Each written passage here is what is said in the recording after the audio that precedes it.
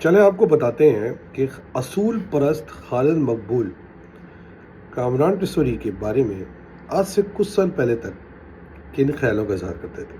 सुनिए। तंजीम के उसूल को सामने रखते हुए कामरान टिसोरी भाई को 6 महीने के लिए मुअत्तल किया है और प्राप्ता कमेटी के ऐसे मामलात हैं जो मेरे ख्याल है मीडिया के ज़रिए जाने नहीं चाहिए। डिप्टी कन्वीनर बन जाने के बाद भी मामला थम जाता या रुक जाता तो कोई बात नहीं थी, इतनी नुकसान का सौदा नहीं था। लेकिन वो तो शायद को कन्वीनर वाली पोस्ट पे आ चुके थे और इससे बड़ी पोस्ट के लिए फिर फारूक भाई को कुर्बानी देनी पड़ती और उनको डिप्टी कन्वीनर बनना पड़ता और उनको कन्वीनर बनाना पड़ता हमें, जो शायद कारकुनान तो क्या आवाम भी शायद पसंद ना कर। कमेटी ने जिसने कि ना चाहते हुए भी कबूल किया था कि वो राब्ता कमेटी के मेंबर रहें, डिप्टी कन्वीनर रहें, उन्होंने आज मुश्तरका तौर पे 90% 2/3 नहीं 90% से ज़्यादा राब्ता कमेटी ने फैसला किया है कि कामरान टिसोरी भाई अब राब्ता कमेटी के मेंबर नहीं है, फारूक सत्तार भाई हमारे कन्वीनर हैं। ये भी इतलात है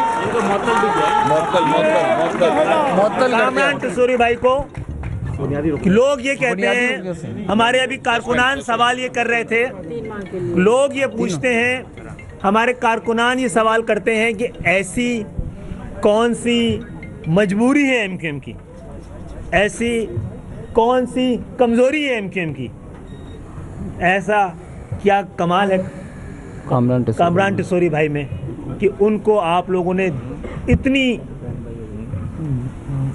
तसलसल के साथ भी तंजीम की खिलाफ वर्जियों में 1 घंटे के लिए भी मुअत्तल नहीं किया।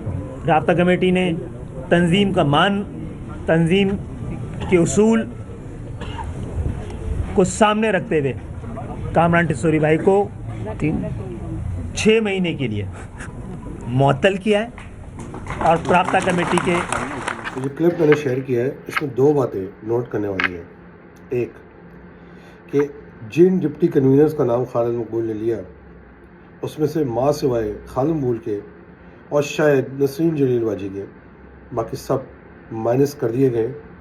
कुंवर नवीद मरहूम को अल्लाह ताला जन्नत नसीब जगह अता फरमाए। और दूसरे कि जिन कामरान टिसोरी के ख़िलाफ़ तंजीम की हिसाब से कार्रवाई की जा रही थी उस कामरान टिसोरी के कंधे को इस्तेमाल करके खालिद मकबूल अपनी गेम में आगे बढ़ना चाह रहा है। मुझे नहीं लगता कि फारूक भाई या कामरान टिसोरी इस बात को कभी भूले होंगे, किस तरह कामरान टिसोरी को कुछ साल पहले जलील करके एमकेएम से निकाला गया था। माजी बहुत तल्ख है डॉक्टर साहब, हम याद दिलाते रहेंगे। अल्लाह हाफ़िज़।